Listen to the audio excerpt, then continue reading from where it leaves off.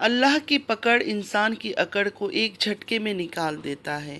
السلام علیکم رحمۃ اللہ وبرکاتہ میں YouTube friends, welcome back to my channel. Hope کہ آپ لوگ بالکل ٹھیک ٹھاک ہیں اور آپ سب کی دعا سے الحمدللہ میں بھی ٹھیک ہوں، اور اللہ پاک سے یہی دعا ہے کہ آپ لوگ ہمیشہ صحیح سلامت رہے، خوش رہے اپنے اپنے گھروں میں اپنی فیملی کے ساتھ۔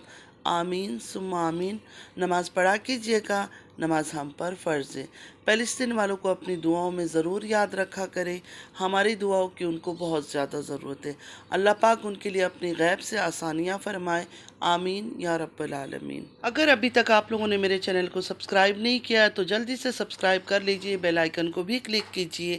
مانتی ہوں میں بہت زیادہ تڑکا شڑکا مرچ مسالہ لگا کر آپ لوگوں کے سامنے نیوز پیش نہیں کرتی ہوں، لیکن جو بھی باتیں میں کرتی ہوں، جو مجھے فیل ہوتا ہے، جو مجھے نظر آتا ہے، جو آن کیمرہ یہ دکھاتے ہیں، اسی کے اوپر بات کرتی ہوں۔ اپنی طرف سے کبھی میں نے ایکسٹرا کوئی باتیں نہیں کیے، جو باتیں نظر آیا اسی کے اوپر بات کیا۔ مرچ مسالہ تڑکا شڑکا ایکسٹرا لگا لگا کر میٹھی باتیں کر کر میری عادت نہیں ہے بولنے کی۔ میں جو بات کرتی ہوں اسٹریٹ فارورڈ باتیں کرتی ہوں، اور یہی بات لوگوں کو زہر لگتی ہے۔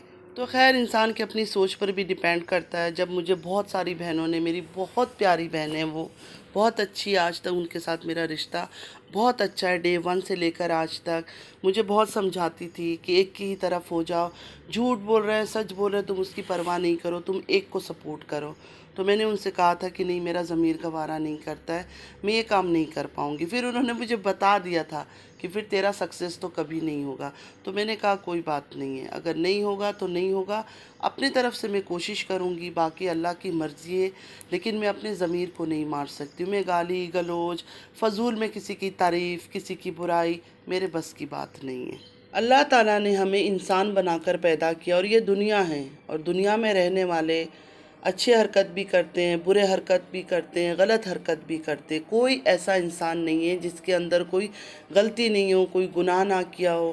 ہر کسی نے، چھوٹے بڑے، ہاں یہ ہوتا ہے کہ کسی نے بڑا گناہ کیا ہے، کسی نے چھوٹا گناہ کیا ہے، لیکن سر سے پاؤں تک کوئی بھی دھلا ہوا یہاں نہیں ہے۔ نہ میں ہوں، نہ آپ لوگ ہیں، نہ کوئی بھی ہے۔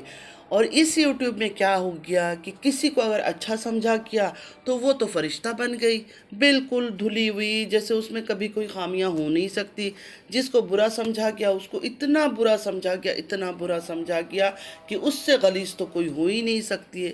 میرا تو یہ ماننا ہے، کوئی بد کردار ہے، کوئی گندی ہے، کوئی غلیظ ہے، کچھ بھی ہے، سزا اللہ تعالیٰ نے دینا ہے، ہم نے نہیں۔ اللہ نے ہمارے ہاتھ میں پاور نہیں دیا ہے کہ ہم کسی کو گندا کرے اور سزا دلائے۔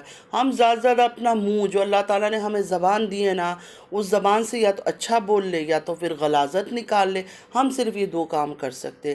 سزا اور جزا دینے کا حق صرف اور صرف اللہ تعالیٰ کو ہے۔ پھر وہی بات آ جاتی کہ ہم انسان ہیں، جب ہم ریئیکشن دینے لگتے ہیں تو بہت ساری باتیں ہمارے منہ سے نکل آتی ہیں، الٹے سیدھے بری باتیں بھی نکل آتی ہیں، لیکن کم سے کم تھوڑا تو ہم اپنی زبان کو کنٹرول کر سکتے ہیں نا۔ گالی گلوچ سے تو پرہیز کر سکتے ہیں کہ ضروری ہے گندی باتیں کرنا، فزیکل باتیں کرنا، مردوں کے ساتھ بیٹھ کے لائیووں میں، پینلوں میں بیٹھ کے مرد عورت مل کر باڈی پارٹس کے بارے میں باتیں کر رہے ہیں، شلوار کے بارے میں باتیں کر رہے ہیں۔ اتنی گندگی، اتنی غلاظت کرنا کیا ضروری ہے؟ تو میں نے ان پارٹیوں کو جوائن نہیں کیا، گندی باتیں نہیں کی، گالی گلوچ نہیں کیا، کسی کی زٹ کی کہانی پر میں نے سٹیمپ نہیں لگایا کہ نہیں نہیں ایسا کام ہوا ہوگا، نہیں نہیں ایسا ہوا ہوگا، ضرور ہوا ہوگا۔ تو بس لوگوں نے مجھے ناپسند کرنا شروع کر دیا، مطلب کسی کی سپورٹر نے مجھے ناپسند کرنا شروع کر دیا۔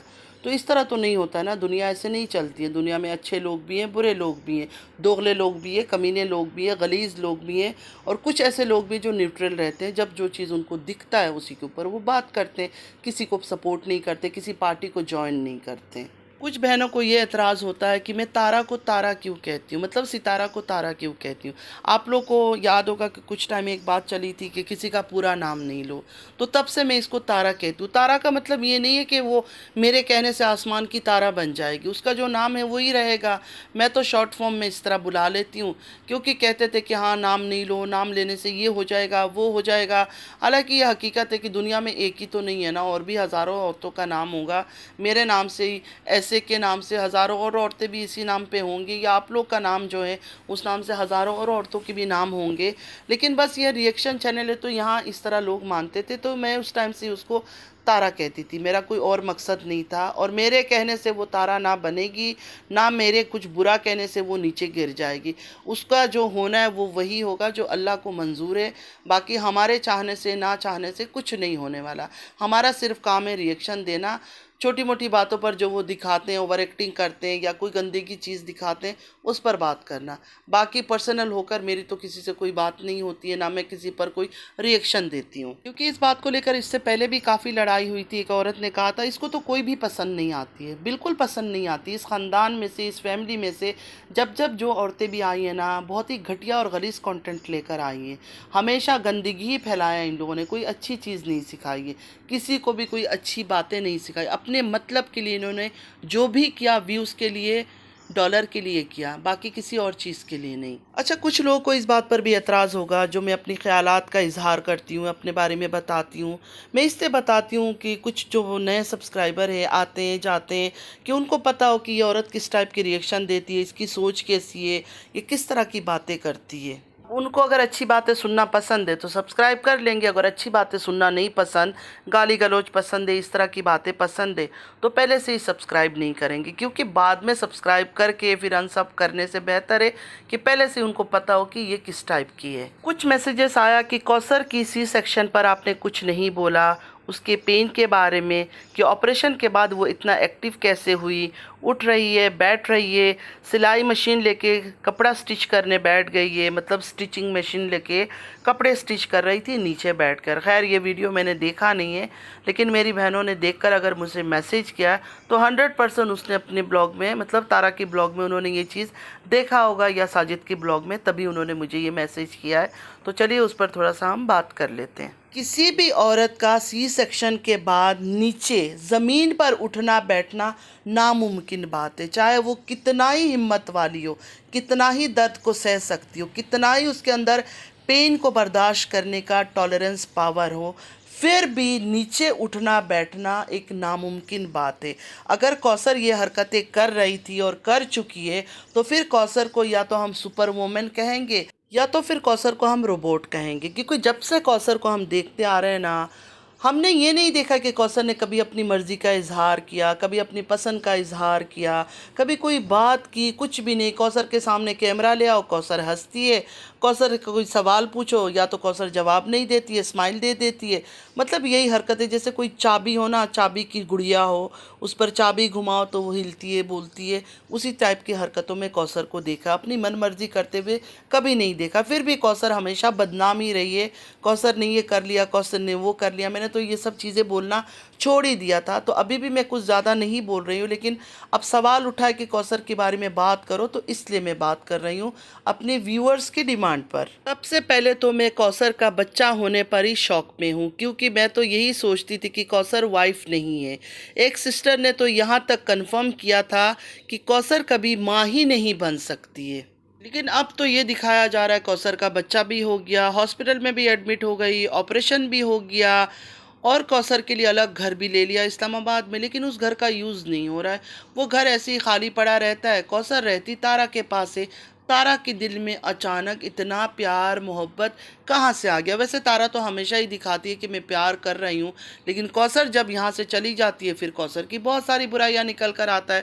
کوثر لڑاکو ہے، کوثر لڑائی کرتی ہے، کوثر بچوں کو پسند نہیں کرتی ہے، کوثر ساجد کو آنے نہیں دیتی ہے تارا کے پاس، مطلب اس طرح کی بہت ساری باتیں ہمیں سننے کو ملا ہے۔ مجھے تو اب اس بات کا انتظار ہے کہ کوثر ولیج کب جاتی ہے، کیونکہ کوثر تو یہاں ٹھہرنا پسند نہیں کرتی ہے۔